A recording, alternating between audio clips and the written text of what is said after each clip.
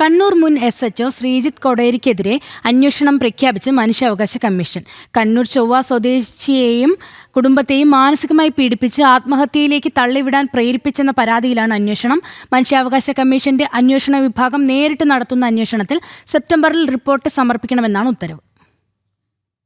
സ്വകാര്യ സ്ഥാപനത്തിന്റെ ഉടമ നൽകിയ പരാതിയുടെ അടിസ്ഥാനത്തിൽ സ്ഥാപനത്തിലെ ജീവനക്കാരിയായിരുന്ന കണ്ണൂർ ചൊവ്വ സ്വദേശിനിയെയും കുടുംബത്തെയും മുൻ SHO ശ്രീജിത്ത് കൊടേരി മാനസികമായി പീഡിപ്പിച്ച് ആത്മഹത്യയിലേക്ക് തള്ളിവിടാൻ പ്രേരിപ്പിച്ചുവെന്നായിരുന്നു പരാതി. സംഭവത്തിൽ അന്വേഷണം IG-യുടെ നേതൃത്വത്തിലുള്ള മനുഷ്യാവകാശ കമ്മീഷൻ അന്വേഷണ വിഭാഗത്തെ ഏൽപ്പിക്കാൻ കഴിഞ്ഞ ദിവസമാണ് കമ്മീഷൻ ജുഡീഷ്യൽ അംഗം K. ബൈജുനാഥ് ഉത്തരവിട്ടത്. ആരോപണ വിധേയനായ കണ്ണൂർ മുൻ SHOയെ ജൂലൈ 16 കണ്ണൂരിൽ നടന്ന സിറ്റിംഗിൽ നേരിട്ട് ഹാജരാകാൻ നിർദ്ദേശിച്ചിരുന്നുവെങ്കിലും ഹാജരായില്ല. തുടർന്ന് കേസ് റെക്കോർഡുകൾ പരിശോധിച്ച കമ്മീഷൻ പരാതി മനുഷ്യാവകാശ കമ്മീഷൻ അന്വേഷണ വിഭാഗം നേരിട്ട് അന്വേഷിക്കേണ്ട വിഷയമാണെന്ന് ഇടക്കാല ഉത്തരവിൽ പറഞ്ഞു. പ്രായപൂർത്തിയാകാത്ത മകൾക്കടക്കം സഞ്ചാര സ്വാതന്ത്ര്യം നിഷേധിച്ചതായി പരാതിക്കാർ വ്യക്തമാക്കുന്നു. പരാതിക്കാരിക്കും ഭർത്താവിനും കോടതി ജാമ്യം നിഷേധിച്ച ഉടൻ കോടതി ഉത്തരവ് ലഭിക്കുന്നതിന് മുൻപ് നോട്ടീസ് പോലും നൽകാതെ സമൂഹ മാധ്യമങ്ങളിലും കണ്ണൂർ ടൗണിലും SHO ഒപ്പിട്ട ലുക്കൌട്ട് നോട്ടീസ് പുറത്തിറക്കിയെന്നും പരാതിക്കാരി കമ്മീഷനെ അറിയിച്ചിട്ടുണ്ട്.